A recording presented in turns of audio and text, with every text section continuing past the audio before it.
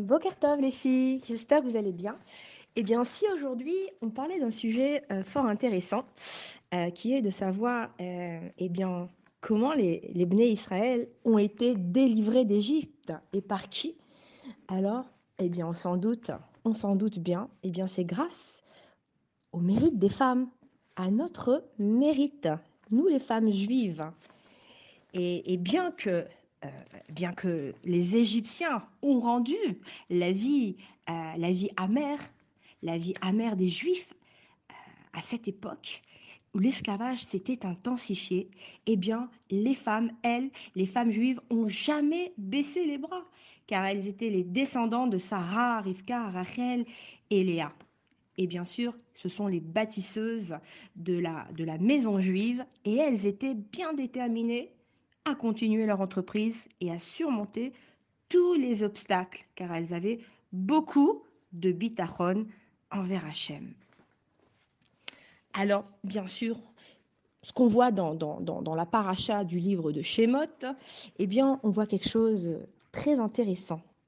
Elles apportaient de l'eau pour rafraîchir leur mari dans les champs où ils travaillaient comme esclaves.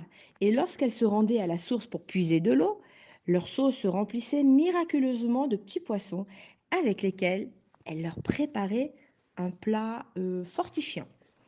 Et elles disaient à leur mari des paroles réconfortantes, elles les motivaient pour ne pas laisser le désespoir les envahir, et elles les consolaient en leur rappelant la promesse d'Akadosh Baruch Hu. Alors bien sûr, elles ne se sont jamais laissées démoraliser, ni par la pauvreté, ni par l'avilissement qu'elles enduraient, et elles faisaient tout pour avoir des enfants et augmenter le nombre des Bnei Israël en dépit des terribles conditions de vie du moment. Alors voilà, comment ça s'est passé? Elles ont gardé confiance en Akadosh Baruch Hu et elles ont toujours été certaines, tout comme nous d'ailleurs, qu'Hachem ne les abandonnerait jamais et pourvoirait aux besoins de chaque nouvel enfant.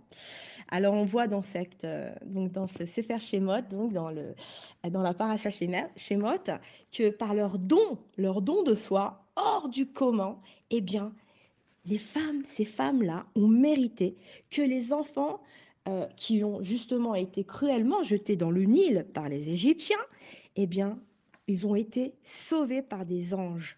Et chose surprenante, c'est que ces enfants-là, ils étaient lavés, habillés, et de la nourriture sortait miraculeusement des rochers.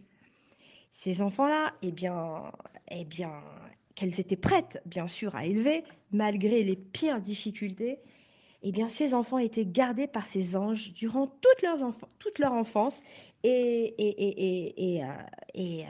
ces enfants-là, on voit qu'ils n'ont été rendus à leur maman que lorsqu'ils étaient en âge de pouvoir endurer l'esclavage.